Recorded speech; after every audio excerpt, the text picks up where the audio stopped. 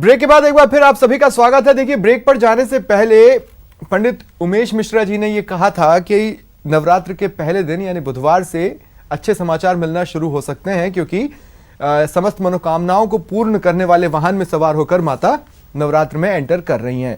इसके बाद पंडित मुकेश भारद्वाज जी ने बताया था कि 21 जून से चीजें पटरी पर लौटना शुरू कर देंगी, यानी अच्छे दिन आने वाले हैं 21 जून से। इंटरेस्ट दरअसल इस बात का मुझे था कि रमल विद्या इसे लेकर क्या कह रही है, वो कौन सी डेट दे रही है। आचार्य जी, मैं आपके पास आ रहा हूं। आचार्य अनुपम जी, उस समय आपने बताया था जब ब्रेक से पहले आपसे चर्चा हो रही थी कि बहुत शुभ भी रमल विद्या ने देखा, वो क्या है? बिल्कुल, जैसा कि मैंने आपको बोला था कि वर्ष की जो एक शक्ल आती है जिसको मैंने पढ़कर सुनाया था और उसमें सारी बातें बड़ी मैच भी कर रही थी, परंतु जो पूरी कुंडली बनती है उसमें देश के विभिन्न हिस्सों के अलग अलग वर्णन होते हैं। ठीक है। तो बिल्कुल मैं इसमें सहमत हूँ मुकेश भारद्वाज जी से कि मिड ऑफ ईयर के बाद से चीजें सुधर रही हैं। पर इसको अगर हम वैदिक ज्योतिष से भी जोड़ें तो आद्रा नक्षत्र में राहु है इस समय, जो कि राहु का ही नक्षत्र है और उसके जो देवता हैं वो रुद्र हैं। तो मेरा मानना यह है कि भगवान रुद्र मतलब भगवान शिव की उपासना से बहुत कुछ ठीक हो सकता है, पहली बात। दूसरी बात, जहां तक सवाल है, मुकेश भारद्वाज जी ने कहा ग्रहण का, सचमुच ग्रहणों का ही असर होता है इन महामारियों में। तो मुझे जो थोड़ा सा लगता है कि आपके दिसंबर के बाद 11 जनवरी 10 जनवरी की रात्रि को चंद्र ग्रहण पड़ा था, मामूली सा था, हल्का सा चंद्र ग्रहण था जिसे धूमिल सा कहते हैं हम लोग, पर वो पड़ा मिथुन राशि के राहु के नक्षत्र में ही था। और जहां तक मैंने इस पे थोड़ी सी स्टडी की तो चाइना की जो कुंडली आती है, जैसे हर देश की कुंडली होती है, भारत की स्वतंत्र भारत की कुंडली 14 तारीख की रात के 12 बजे मतलब 15 तारीख की 00 की कुंडली बनती है।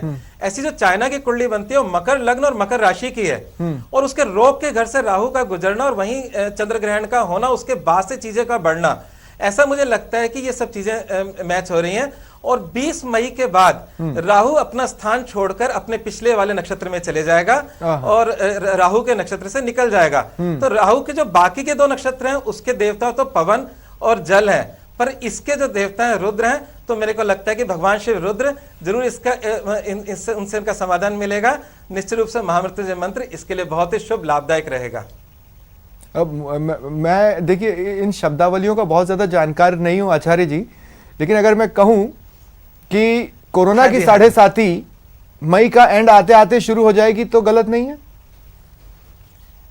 बिल्कुल बिल्कुल बिल्कुल मैं यही कहना चाह रहा हूं, बिल्कुल मैं यही कहना चाह रहा हूं। अभी सूर्य जब मेष राशि में प्रवेश करेंगे, उच्च के सूर्य होंगे, सूर्य रोग नाशक रोग प्रतिरोधक क्षमता को बढ़ाता है और जीवाणुओं को मारता है। तो मुझे लगता है कि आसमानी संकेत भी 13 तारीख से जब सूर्य चेंज होगा तब से थोड़ा अच्छा होगा और 20 मई के बाद जाते जाते इसका अंत होता जा रहा है इस महामारी का।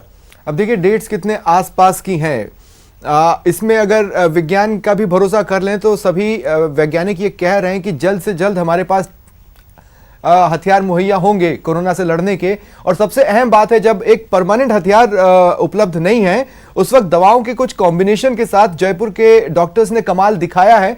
ऐसे में संकेत तो हर तरफ से शुभ आ रहे हैं, लेकिन एकाएक फिर एक सवाल मेरे दिमाग में आया। उमेश जी, आपके पास आ रहा हूं। आपने बताया कि नवरात्र की जो शुरुआत है वो किस तरह से शुभ हो रही है, लेकिन नवरात्र 9 दिन में खत्म भी होते हैं, तो उसका अंत भी किसी और इशारा कर रहा है क्या? जी बिल्कुल। देखिए, माँ ने कहा है, माँ की आराधना वैसे भी शुभ फल देने वाली है।